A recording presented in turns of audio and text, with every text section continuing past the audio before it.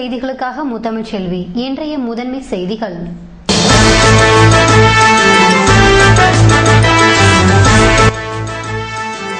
கிராமப்புற தொகுதி காங்கிரஸ் நிர்வாகிகள் ஆலோசனை. கட்சியை பலப்படுத்தி சட்டமன்ற தேர்தலின் போது ஆட்சியை கைப்பற்ற மேலிட பார்வையாளர் யோசனை.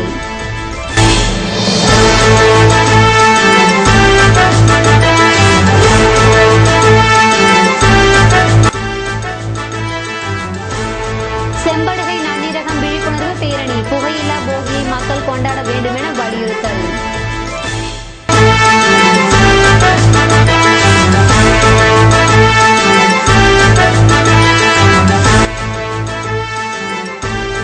அரசு டைரியில் புதுவை விடுதலை தினம் மறைப்பு. கேலண்டரிலும் பிரெஞ்சு கலாச்சார பதிவுகள் மறைக்கப்பட்டுள்ளதாக சிவராஜ் கண்டனம். இனி விரிவான செய்திகள். அரியங்குப்பத்தில் நடைபெற்ற தொகுதி காங்கிரஸ் நிர்வாகிகள் கூட்டத்தில் கட்சியை வலுப்படுத்துவது குறித்து விவாதிக்கப்பட்டது. அரியங்குப்பத்தில் வில்லியனூர், மங்களம், மண்ணாடிப்பட்டு, மணவெளி, அரியங்குப்பம், ஏம்பலம் தொகுதி காங்கிரஸ் நிர்வாகிகள் கூட்டம் கட்சியின் மேலிட பொறுப்பாளர் முகுல் வாஸ்னிக் தலைமையில் நடைபெற்றது.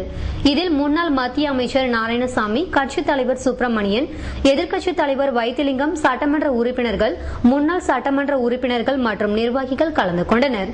கூட்டத்தில் பாராளுமன்ற தேர்தல் தோல்விக்கு பின்னர் மவுன நிலையில் உள்ள காங்கிரஸை வலுப்படுத்த அனைத்து தரப்பினரும் ஒன்றிணைந்து செயல்பட வேண்டும் என்றும், நடைபெறவுள்ள சட்டமன்ற தேர்தலில் ஆட்சியை பிடிக்க தற்போதே தயாராக வேண்டும் என ஆலோசனை நடத்தப்பட்டது. போகி பண்டிகையை புகையில்லா போகியாக கொண்டாட வேண்டும் என வலியுறுத்தி விழிப்புணர்வு பயணம் மேற்கொள்ளப்பட்டது.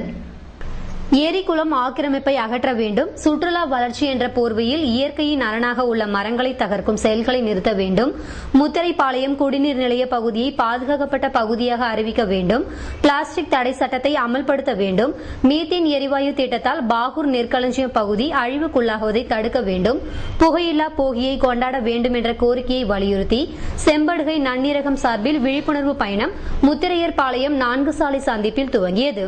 இதற்கு தலைவர் ராமமூர்த்தி தலைமை தாங்க திராவிடர் விடுதலை கழக தலைவர் லோகு ஐயப்பன் துவக்கி வைத்தார். இதில் பல்வேறு அமைப்பின் நிர்வாகிகள் கலந்து கொண்டனர்.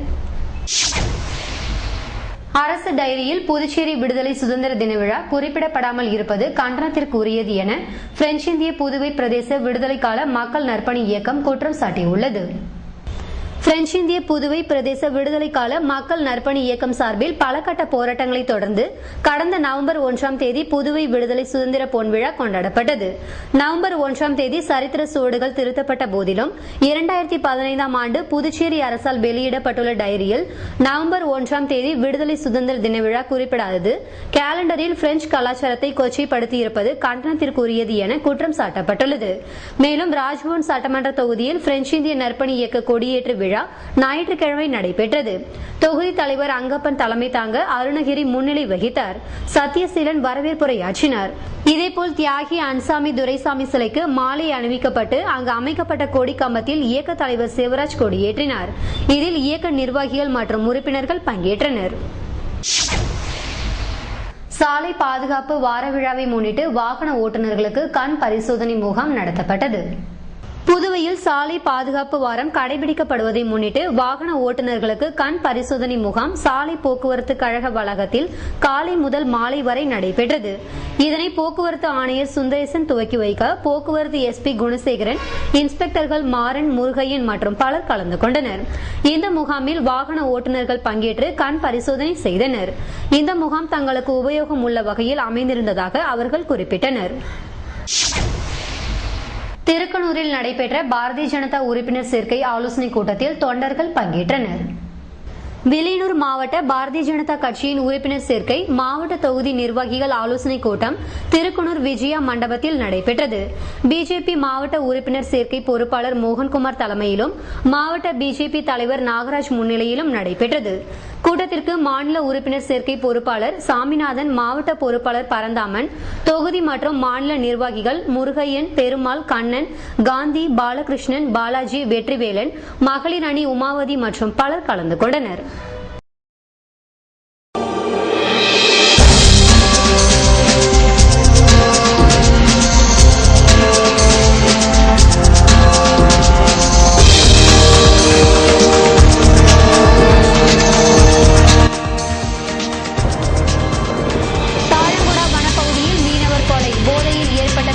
கத்தியுடன் கொன்றுவிட்டு தலைமறைவாக இருந்த ரவுடி கைது.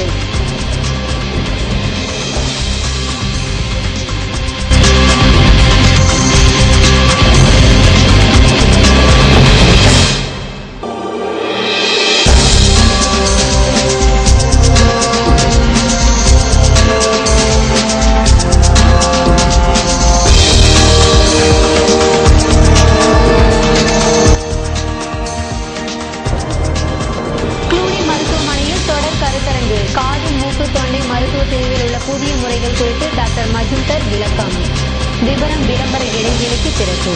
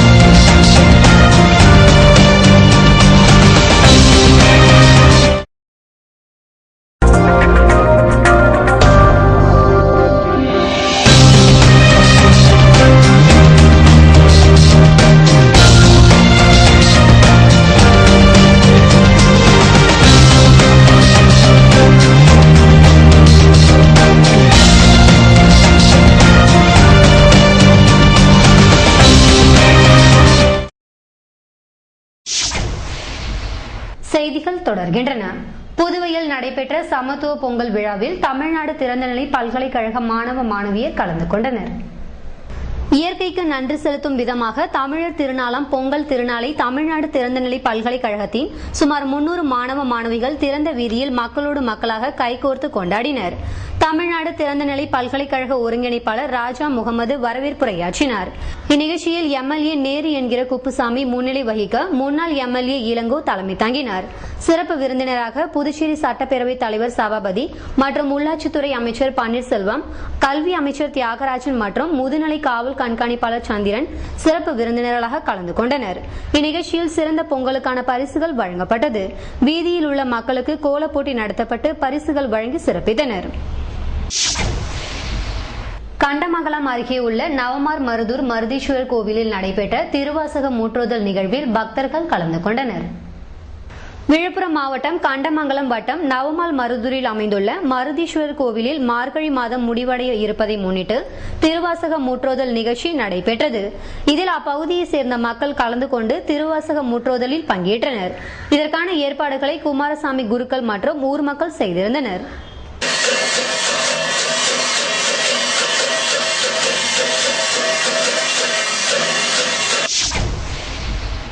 புதுவை அருகே கடலூர் மீனவர் கொலை செய்யப்பட்ட வழக்கில் அவரை கொலை செய்த லாஸ்பேட்டை ரவுடி கைது செய்யப்பட்டார். கடலூர் அருகே உள்ள தாழங்குடா பகுதியை சேர்ந்தவர் மாரி. மீனவரான இவர் சாராயம் குடிப்பதற்காக நண்பர்களுடன் 8ஆம் தேதி புதுவை கிருமாம்பாக்கம் அடுத்த மணப்பட்டு வந்தார். அன்று மதியம் அதே பகுதியில் உள்ள அரசுக்கு சொந்தமான சமுதாய கட்டிடத்தில் ரத்த வெள்ளத்தில் கிடந்தார். இதை பார்த்த அவ்வழியாக சென்றவர்கள் கிருமாம்பாக்கம் போலீசாருக்கு தகவல் தெரிவித்தனர். போலீசார் விரைந்து சென்று உயிருக்கு போராடிய மாரியை மீட்டு அரசு மருத்துவமனைக்கு அனுப்பி வைத்தனர். ஆனால் வழியிலேயே அவர் பரிதாபமாக இறந்தார். பிரேத பரிசோதனை அடிப்படையில் நேற்று போலீசார் இந்த வழக்கை கொலை வழக்காக பதிவு செய்தனர். சப் இன்ஸ்பெக்டர்கள் லெனின் பாரதி, நியூட்டன், விஜயகுமார், சிறப்பு புலனாய்வு எஸ்ஐ ராமமூர்த்தி ஆகியோர் தலைமையில் 4 தனிப்படைகள் அமைத்து குற்றவாளிகளை தேடி வந்தனர். சம்பவத்தன்று மாரியுடன் சாராயம் குடித்த மதி, மூர்த்தி, சங்கர் ஆகியோரை பிடித்து விசாரித்தனர். ஆனால் துப்பு எதுவும் கிடைக்கவில்லை. இதற்கிடையே கொலை நடந்த இடத்தில் லைட்டர் ஒன்றை தனிப்படையினர் கைப்பற்றினர். இதன் மூலம் விசாரணையை தீவிரப்படுத்தினர். இதில் சமீப காலமாக புதுவை போலீசாரால் தேடப்பட்டு வரும் லாஸ்பேட்டை சாமித்தொலை தோட்டம் பிள்ளையார் கோவில் வீதியை சேர்ந்த பிரபல ரவுடி கட்டை விஜய் என்பவர் அப்பகுதியில் தலைமறைவாக இருந்தது கண்டுபிடிக்கப்பட்டது. அவன் மீது கொலை வழக்கு, 13 அடித்தடி வழக்குகள் இருப்பதும் தெரியவந்தது. இதையடுத்து கட்டை விஜயை பிடித்து தனிப்படை அதிரடியாக விசாரித்தது. அப்போது மீனவர் மாரியை கொலை செய்ததை அவர் ஒப்புக்கொண்டதாக தெரிகிறது. புனித சூசேப்பர் மருத்துவமனையில் நடைபெற்ற கருத்தரங்கில் காது, மூக்கு, தொண்டை மருத்துவ பிரிவில் நவீன முறைகளை பயன்படுத்துவது குறித்து டாக்டர் மஜுமுதீர் விளக்கம் அளித்தார். புனித சூசேப்பர் மருத்துவமனையில் தொடர் மருத்துவ கல்வி கருத்தரங்கம் நடைபெற்றது. டாக்டர் மஜுதீர் காது மூக்கு தொண்டை மருத்துவ பிரிவில் உள்ள புதிய முறைகளை பயன்படுத்துவது என்கிற தலைப்பை பற்றி இந்த கருத்தரங்கில் விளக்கினார். காது மூக்கு தொண்டை மருத்துவ பிரிவில் உள்ள புதிய நவீன முறைகளை பயன்படுத்துவது, அவற்றில் ஏற்படும் நோய்களை அறிவதரும் அதனுடைய சிகிச்சை முறையை பற்றியும் அதை பாதுகாத்துக் கொள்வதை பற்றியும் கலந்துரையாடினார். முன்னதாக புனித சூசேப்பர் மருத்துவமனையில் மருத்துவர் டாக்டர் மரிதாசு வரவேற்றார். தலைமை நிர்வாகி டாக்டர் ரங்கநாத் பேச்சாளர் மற்றும் பொருள் பற்றி அறிமுகப்படுத்தி பேசினார். புனித சூசேப்பர் மருத்துவமனையில் இந்திரா காந்தி அரசு பொது மருத்துவமனை மற்றும் பட்ட மேற்படிப்பு நிறுவனம், அரசு மகப்பேறு மருத்துவமனை, மகாத்மா காந்தி மருத்துவக் கல்லூரி, பெருந்தலைவர் காமராஜர் மருத்துவக் கல்லூரி, அறுபடை வீடு மருத்துவக் கல்லூரி, புதுவை தனியார் மருத்துவமனைகளை சேர்ந்த மருத்துவர்களும் பலதுறை சிறப்பு மருத்துவர்களும் ஆயுர்வேதா சித்தா ஹோமியோபதி மருத்துவ நிபுணர்களும் மருத்துவக் கல்லூரியில் மேற்படிப்பு படிக்கும் மாணவர்களும் புனித சூசேப்பர் மருத்துவமனையை சேர்ந்த சகோதரிகளும் மற்றும் செவிலியர்களும் கலந்து கொண்டனர். புதுவை கடற்கரை சாலையில் பொருள் கண்காட்சி விற்பனை மேளாவை முதல்வர் ரங்கசாமி துவக்கி வைத்தார். புதுவை பிற்படுத்தப்பட்டோர் மற்றும் சிறுபான்மையினர் மேம்பாட்டுக் கழகம் சார்பில் கடற்கரை காந்தி திடலில் பொருள் கண்காட்சி விற்பனை மேளா அமைக்கப்பட்டுள்ளது. இதன் திறப்பு விழா நேற்று மாலை நடந்தது. அமைச்சர் ராஜவேலு தலைமை தாங்க பிற்படுத்தப்பட்டோர் சிறுபான்மையினர் மேம்பாட்டுக் கழக தலைவர் பாலமுருகன், அரசு செயலர் பாபு, சமூக நலத்துறை இயக்குநர் உத்தமன், மேலாண் இயக்குநர் மோகன்தாஸ் ஆகியோர் முன்னிலை வகித்தனர். முதல்வர் ரங்கசாமி கலந்து கொண்டு கண்காட்சியை தொடங்கி வைத்து பார்வையிட்டார். ராதாகிருஷ்ணன் எம்பி சிறப்பு விருந்தினராக கலந்து கொண்டார். பிற்படுத்தப்பட்டோர் சிறுபான்மையினர் மேம்பாட்டுக் கழகம் சார்பில் கடனுதவி பெற்ற பயனாளிகள் மற்றும் மகளிர் ஊனமுற்றோர் மேம்பாட்டுக் கழகம், காதி கிராம தொழில் வாரியம், மாவட்ட ஊரக வளர்ச்சி முகமை போன்ற அரசு நிறுவனங்களில் கடன் உதவி பெற்ற பயனாளிகள் உற்பத்தி செய்த பொருட்களை எளிதாக விற்பனை செய்வதற்கும் பொதுமக்கள் குறைந்த விலையில் பொருட்களை வாங்கும் வகையிலும் இந்த பொருள் கண்காட்சி விற்பனை மேளா நடக்கிறது. இக்கண்காட்சியில் 150 ஸ்டால்கள் அமைக்கப்பட்டுள்ளன. இதில் வீட்டு உபயோகப் பொருட்கள், கல்வி உபகரணங்கள், அத்தியாவசிய பொருட்கள், அழகு சாதன பொருட்கள், கைவினை பொருட்கள், ஓவியங்கள், சிற்பங்கள், பரிசு பொருட்கள், குழந்தைகள் விளையாட்டு பொருட்கள் உள்ளிட்ட விற்பனை கூடங்கள் இடம்பெற்றுள்ளன. வருகிற 22ஆம் தேதி வரை இக்கண்காட்சி நடக்கிறது. தினமும் காலை 10 மணி முதல் இரவு 9 மணி வரை கண்காட்சி நடக்கிறது. கலை நிகழ்ச்சிகளும் நடக்கிறது. அனுமதி இலவசம். கழக மேலாண் இயக்குநர் இளங்கோவன் தலைமையில் தனி அதிகாரி அன்பழகன், மேலாளர் கலியமூர்த்தி ஆகியோர் மேற்பார்வையில் ஊழியர்கள் ஏற்பாடுகளை செய்துள்ளனர்.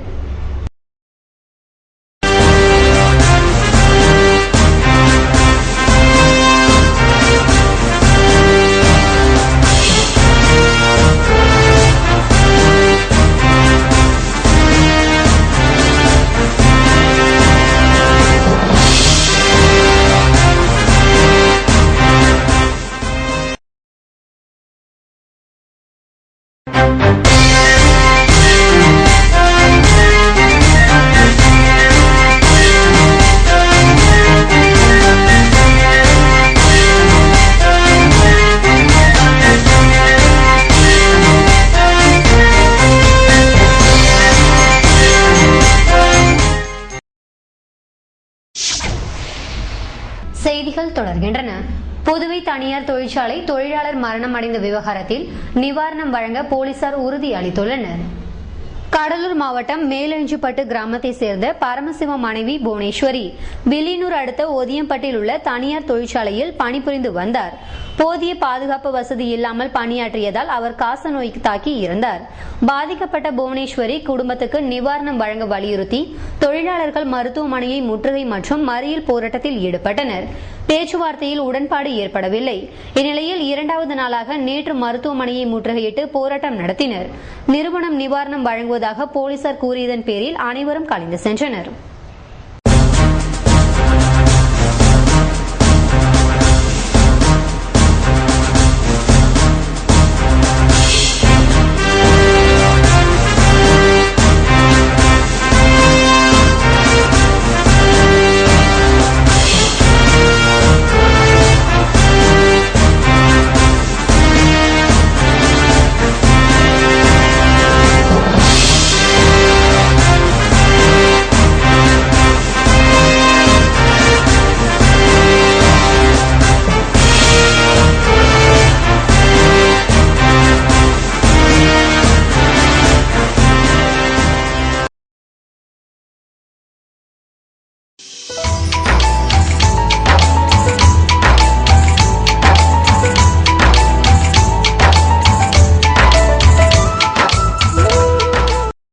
புதுவையில் இன்றைய வெப்பநிலை அதிகபட்சமாக 29 டிகிரி செல்சியஸாக பதிவானது.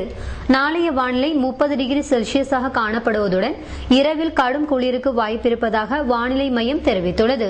புதுவை கடற்கரையில் இருந்து சுமார் 50 கிலோமீட்டர் தூரம் வரை இன்று 3 அடியாக காணப்பட்ட கடல் அலை உயரம் நாளை 2 அடியாக காணப்படும் என்றும், தென்மேற்கு திசையிலிருந்து 21 கிலோமீட்டர் வேகத்தில் காற்று வீசும் என்று சென்னை வானிலை மையம் தெரிவித்துள்ளது.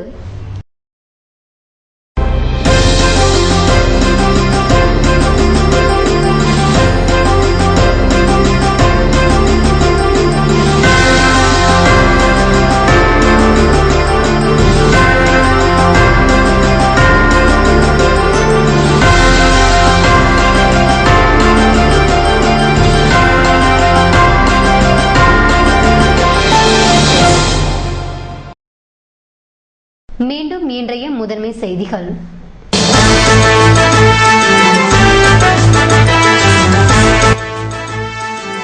கிராமப்புற தொகுதி காங்கிரஸ் நிர்வாகிகள் ஆலோசனை. கட்சியை பலப்படுத்தி சட்டமன்ற தேர்தலின் போது ஆட்சியை கைப்பற்ற மேலிட பார்வையாளர் யோசனை.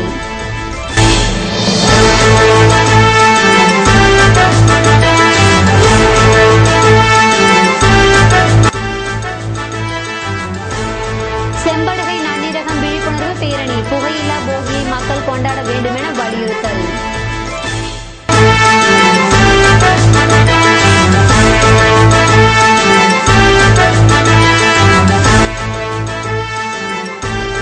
அரசு டைரியில் புதுவை விடுதலை தினம் மறைப்பு. கேலண்டரிலும் பிரெஞ்சு கலாச்சார பதிவுகள் மறைக்கப்பட்டுள்ளதாக சிவராஜ் கண்டனம். இத்துடன் செய்திகள் நிறைவடைந்தன. வணக்கம்.